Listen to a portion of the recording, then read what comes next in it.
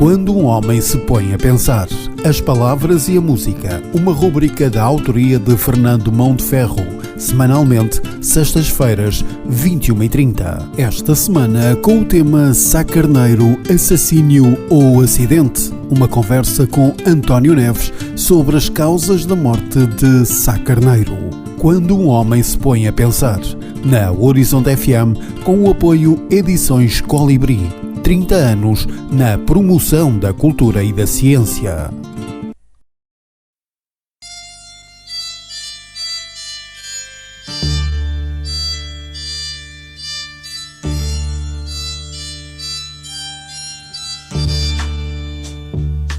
Depois de Alcácer Quibir, El Rei Dom Sebastião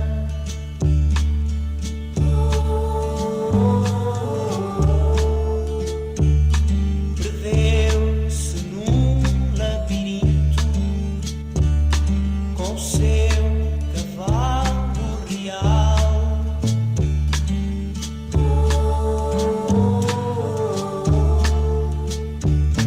As bruxas e adivinhos das altas serras beiras juravam que nas manhãs de cerrado nevoeiro vinha Dom Sebastião.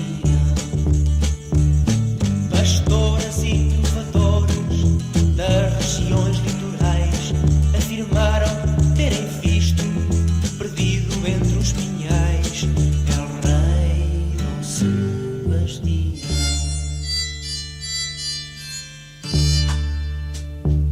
Ciganos vindos de longe, falcatos desconhecidos, tentando iludir o povo, afirmarão serem eles El Rei Dom Sebastião e que voltava de novo. Todos foram desmentidos, condenados às galés, pois nas praias dos Algarves, trazidos pelas marés,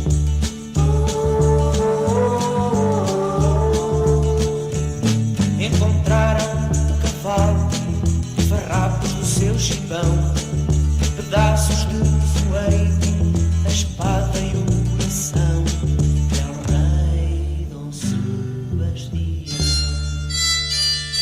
Em 4 de dezembro de 1980, em plena campanha eleitoral para a Presidência da República, o país fica suspenso de uma notícia surpreendente. O primeiro-ministro Francisco Sá Carneiro, o ministro da Defesa Adelina Mar da Costa e mais 3 acompanhantes, assim como os tripulantes da aeronave em que seguiam, morrem em Camarate pouco tempo depois de descolarem do aeroporto de Lisboa. À surpresa, tristeza e revolta de muitos, seguem-se conjecturas e narrativas que ainda hoje, passados 40 anos, alimentam teorias da conspiração que para alguns são mais importantes que os factos e as conclusões de análises e relatórios de peritos criminais e de técnicos de acidentes com aeronaves. Na procura de esclarecimentos e da verdade sobre a queda do Cessna, o pequeno aparelho em que seguiram os acidentados, foram criadas pela Assembleia da República 10 comissões parlamentares de inquérito, do qual resultaram 9 relatórios finais. As conclusões, após o envolvimento de mais de 500 pessoas e de mais de 2.000 páginas publicadas, não permitem concluir definitivamente sobre qual a causa do despenhamento do pequeno avião e da morte dos seus ocupantes.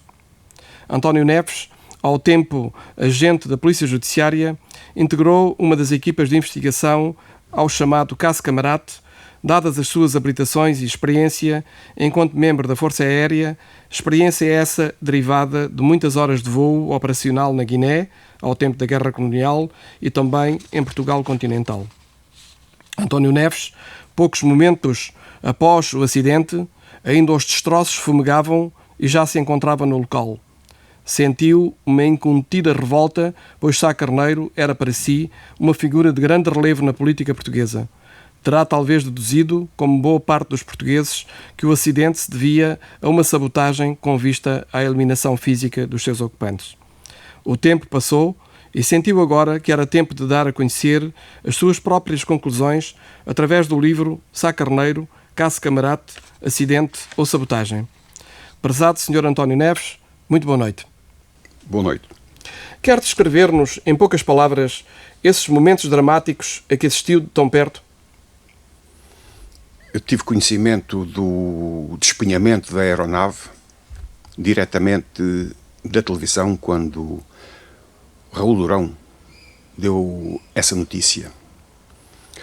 Desloquei-me para a sede da Polícia Judiciária. À porta estava o seu diretor-geral, Dr. Lourenço Martins, que me disse: Sr. Fulano, pegue numa viatura, vá para o local, não precisa que eu lhe diga o que é que tem a fazer.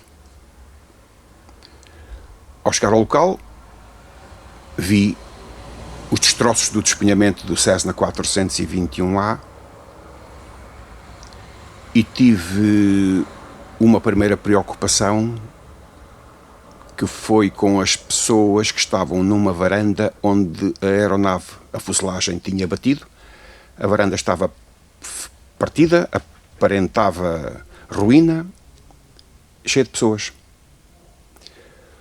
Falei com elas, as pessoas saíram e eu consegui manter essa varanda desocupada até que mais tarde chegou um dos outros colegas que vieram de seguida e foi mais fácil conter a não reocupação da varanda pelos populares, que não se preocupavam minimamente com ela estar fraturada. Eles queriam era ver o resultado do despenhamento. Depois disso, chegou o médico legista, fez o trabalho dele. Seguidamente, desloquei-me para o Instituto de Medicina Legal, onde assisti à primeira autópsia, que foi do Sr. Primeiro-Ministro da época, e depois fui esticar a ossada, como eu costumo dizer, porque às 7 horas tinha que estar no aeroporto para iniciar as investigações. Muito bem. E passados que são 40 anos sobre esse fatídico dia, o que o levou a escrever só agora este livro? Pensava eu que os apologistas da tese do dogma de sabotagem não demorassem 40 anos a fazer a sua publicidade.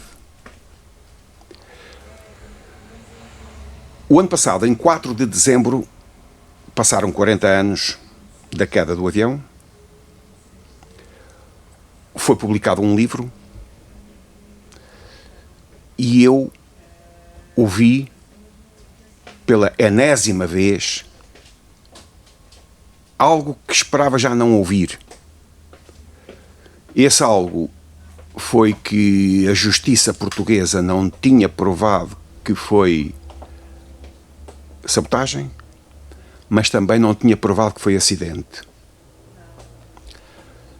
O que tem que ser provado é o crime, por parte da acusação. O acidente tem que ser explicado.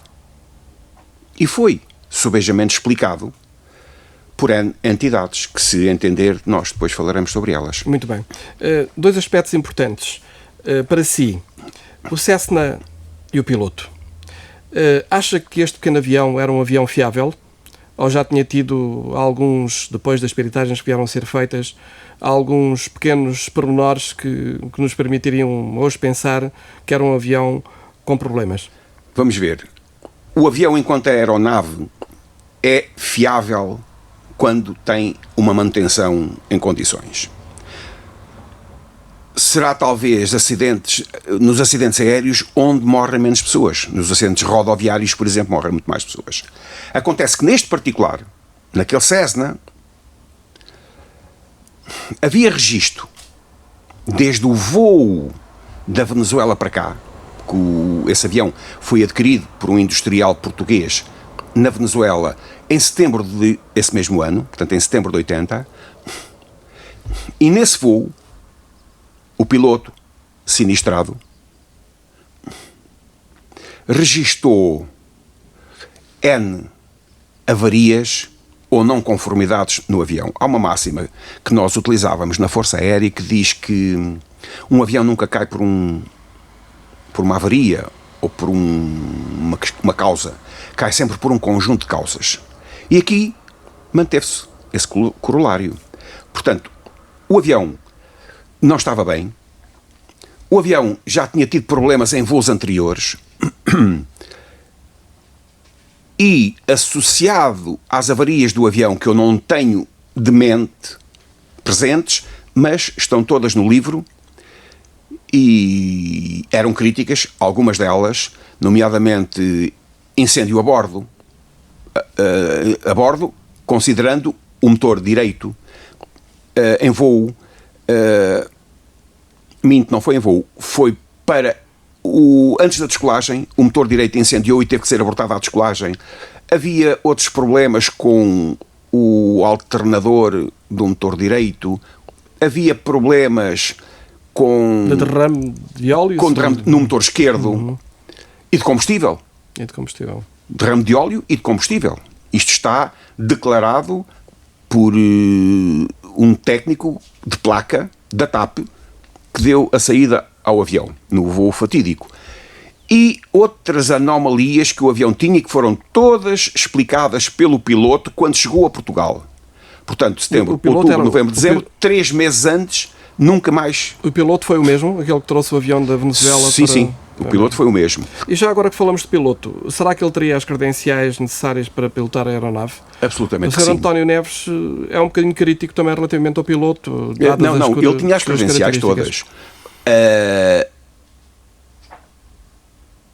As atitudes que ele, com as credenciais que tinha, porque estava brevetado para conduzir aquele tipo de bimotor, pode não ter tido ou feito os procedimentos que os manuais mandam fazer. Se os fez-os mal. Porque,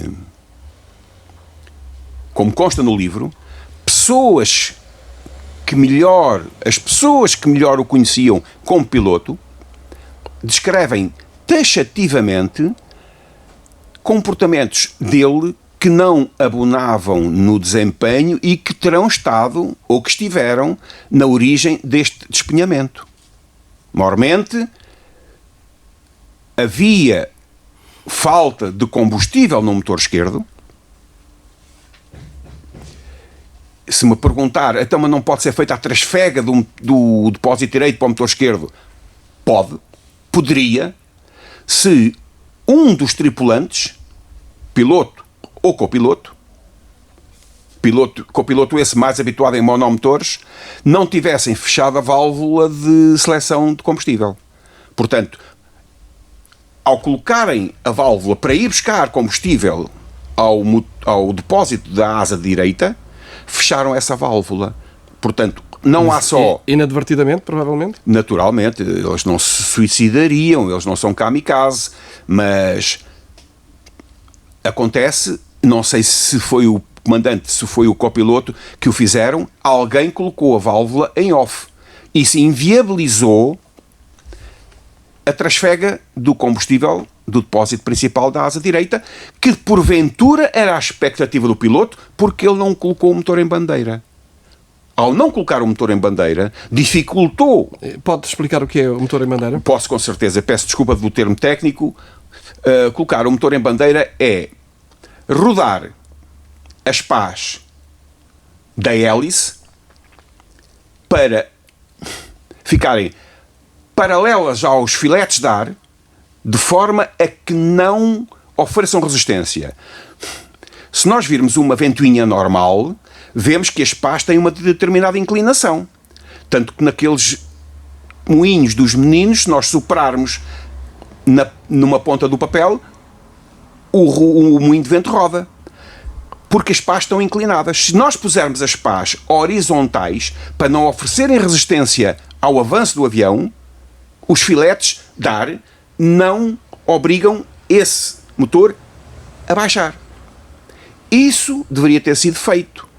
Quando o motor falha, põe-se em bandeira, que é para não obstaculizar o avanço. Porque se o motor direito tem potência e o motor esquerdo oferece resistência, o avião tem tendência a rodar e a baixar a asa do lado do motor que não tem potência. Além de não ter potência, está a tirar a potência, chamemos-lhe assim, ao progresso do avião.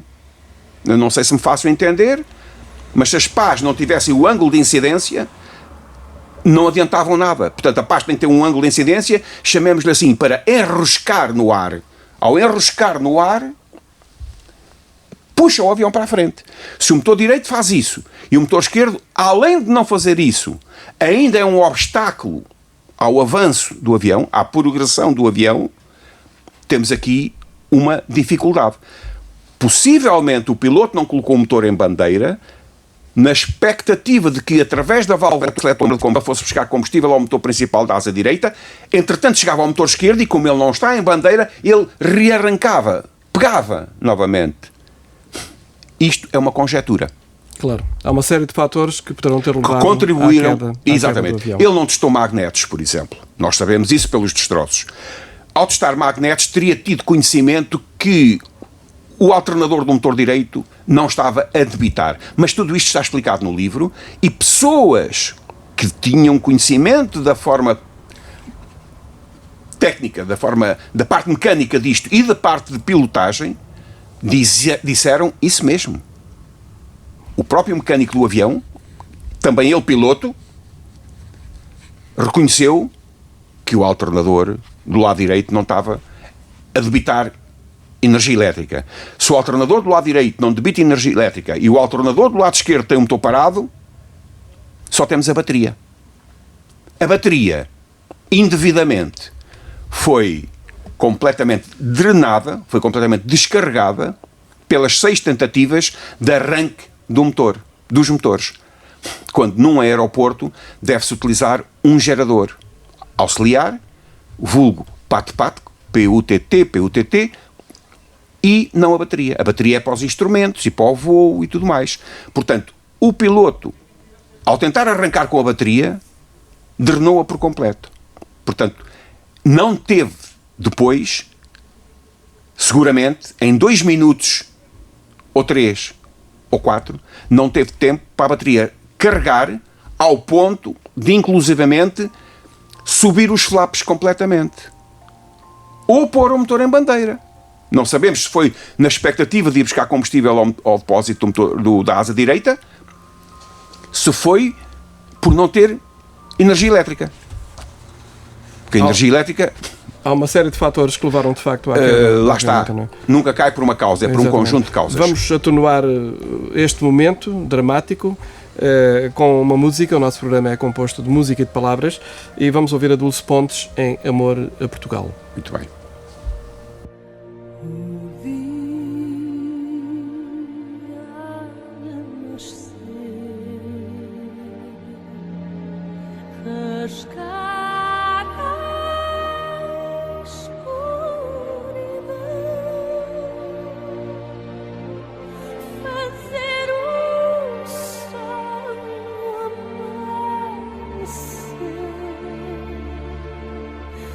Ao sol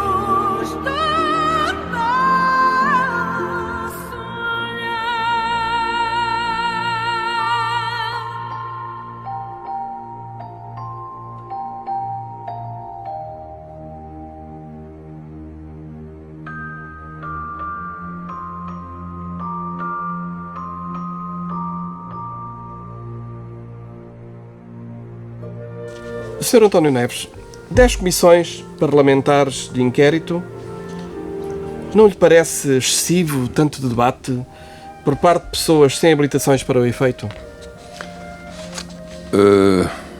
Isto foram decisões da Assembleia da República. Por isso mesmo, eu não posso dizer que tenham sido excessivas, porque foram exatamente as maiorias da Assembleia da República que levaram à autorização e à nomeação de 10 comissões parlamentares de inquérito.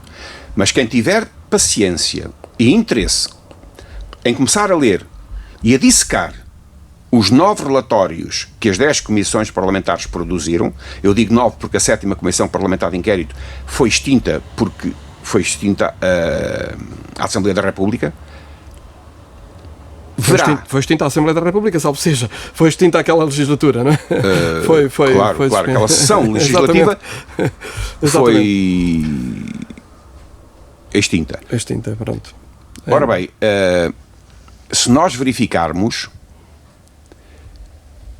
os relatórios, os 9, são compostos em grande parte por aquilo que a anterior e as anteriores comissões parlamentares de inquérito já tinham plasmado nos seus próprios relatórios. Só a primeira é que não o pôde fazer porque não havia nenhuma antes. Exatamente.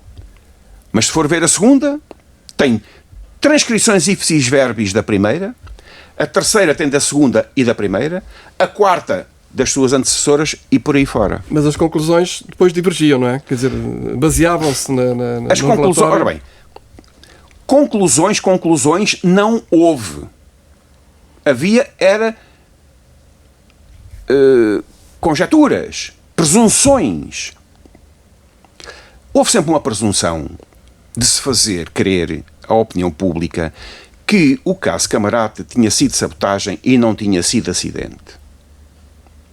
A forma como algumas comissões parlamentares de inquérito tentaram reconstruir um puzzle impossível é que foi diferente. Eu diria que as conjecturas e as presunções de algumas comissões parlamentares de inquérito canibalizaram as anteriores. Mas deixe-me perguntar uma coisa. Na sua opinião, foram consultados, para tentar analisar este acidente dramático, foram consultados técnicos e peritos sérios, rigorosos e independentes que tivessem concluído sem margem de erro que a queda se deveu de facto a motivos técnicos e não a qualquer sabotagem? Que eu vou tentar recordar-me. O NTSB, que é uma entidade norte-americana que se dedica à investigação de acidentes com aeronaves, em que os seus membros são pessoas maioritariamente engenheiros aeronáuticos, muitos com pós-graduações e doutoramentos.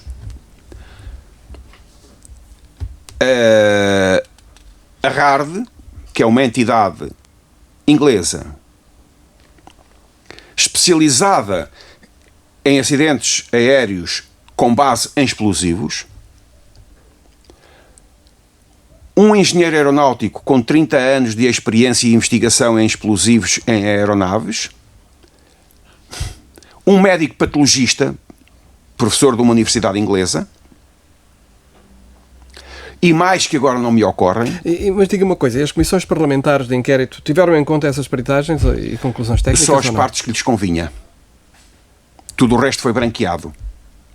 E muita parte desses relatórios e dessas opiniões nem sequer foram plasmadas para os relatórios finais. Mas, no entanto, muitos boatos ou parangonas de alguns jornais sensacionalistas eram tomados em conta a muitas dessas abordagens. Tanto quanto sei, apareciam plasmados também nos relatórios coisas do diz-se, que ouviu dizer, tanto quanto me apercebi da leitura do seu livro, não é? Que é um livro fundamental sobre esta questão. A minha resposta mais direta é que se algo vende jornais, é esse algo que é publicado. Portanto, se houver sangue, Muito bem. Isso é compreensível, mas quer dizer, para uma comissão... Poderá ser compreensível para os jornais, para a Exatamente, investigação criminal agora, não é. Exatamente, para uma comissão de inquérito com a responsabilidade que tinham, não deviam ter em Pois, conta. Não é? eu sobre as comissões parlamentares de inquérito e sobre elas próprias, eu não gostaria de me pronunciar, porque elas estão legítimas e foram legitimadas pela Assembleia da República. Sobre as suas conclusões, nem tanto. Não posso ter respeito por conclusões que faltam à verdade. Muito bem. Conclusões que eu diria presunções. Muito bem. É um dogma, foi um dogma, e os dogmas por definição não se discutem. Ninguém vai discutir o dogma da Santíssima Trindade de 3 pessoas numa só. Será que o seu livro vem colocar um ponto final nas especulações que ao longo de tanto tempo têm alimentado as histórias e as narrativas infundadas de tantas pessoas que ainda acreditam nelas? Eu não sou futurólogo, portanto não faço ideia. Eu, enquanto investigador criminal que fui, durante 30 e tal anos, baseio-me em factos, passados e presentes. O futuro a Deus pertence, como diz o povo. Eu diria que a análise que faz na sua obra, com vista ao esclarecimento dos portugueses sobre a morte de Sá Carneiro, dos seus companheiros de voo, é para si um imperativo ético. Sentiu, face a tanta incongruência e ignorância sobre os factos e malabarismos e interesses políticos, que era seu dever intervir, no sentido de dar ao país uma ferramenta que de hora em diante possa enfrentar com realismo e verdade este momento dramático da nossa história? Absolutamente. Se não fosse esse o meu sentimento, não tinha gasto 17 dias a escrever o livro. Dia e noite? Dia e noite? Não. 17 dias. E dormi durante esses 17 dias. Conseguiu dormir? Sim, consegui dormir, porque isso para mim estava tudo interiorizado. Eu decidi escrever esse livro no dia 4 de dezembro. Saíram de rajada as palavras e as frases do conteúdo da obra. Teve uma revisão. Ele foi escrito entre 27 de dezembro e 17 de janeiro.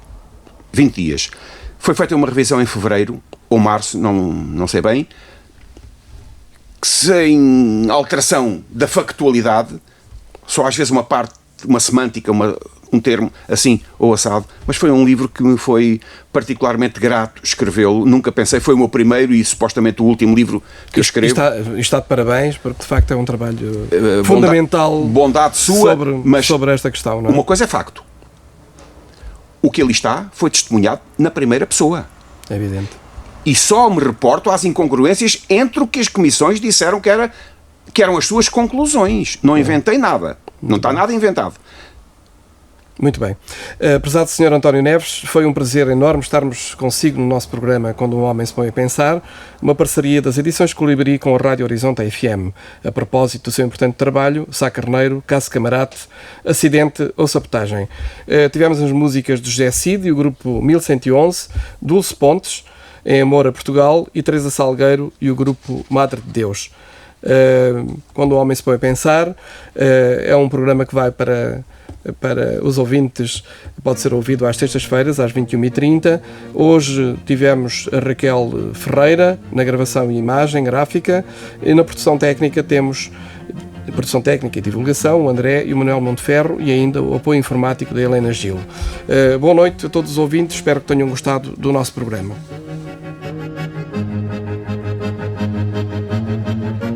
Ai, que ninguém volta ao que já deixou.